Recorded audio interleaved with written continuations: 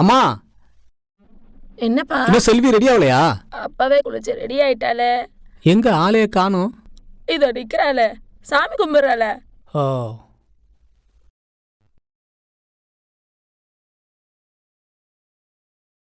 அப்பா எடுத்துக்கோங்க. சரிம்மா.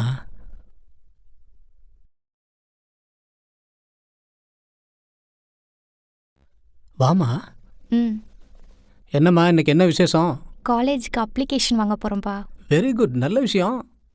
ஆமா செல்வி, நீயும் நம்ம செல்வமும் இந்த ஊரே பெருமைப்படுற மாதிரி உங்க காலேஜ் படிப்பை நல்லபடியா படிச்சு முடிக்கணுமா? சரிப்பா.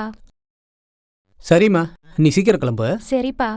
அம்மா செல்வி, என்னப்பா? தனியாவ போற?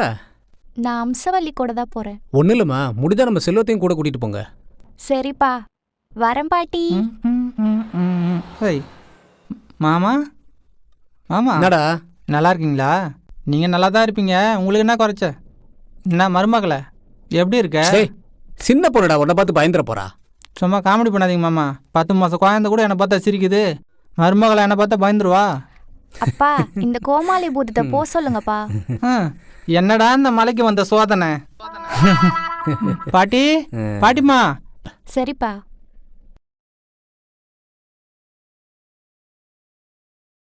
சரி, அது போகட்டும். ஊரு ரொம்ப கெட்டு கிடக்குது. நான் வேணா அவளுக்கு பாதுகாப்பாக கூட போட்டுமா? நீ எங்கேயும் போக வேண்டாம், அவ காலேஜுக்கு அப்ளிகேஷன் வாங்க போறாடா. நீ தான் பள்ளிக்கூடம் பக்கமே ஒதுங்கலையே. போகட்டும் மாமா, வாங்கட்டும் மாமா. என் அக்கா பொண்ணு டாக்டருக்கு மட்டும்தான் படிக்கணும். அதுக்கு எங்கள் அக்கா சொத்தை விற்றாலும் பரவாயில்ல. அப்பவும் உன் சொத்தை விற்க மாட்டேன் மாமா, நம்ம ஜாதியில் ஐஏஎஸ் இருக்கிறாங்க, ஐபிஎஸ் இருக்கிறாங்க, பெரிய பெரிய படிப்பெல்லாம் படிச்சிருக்கிறாங்க மாமா.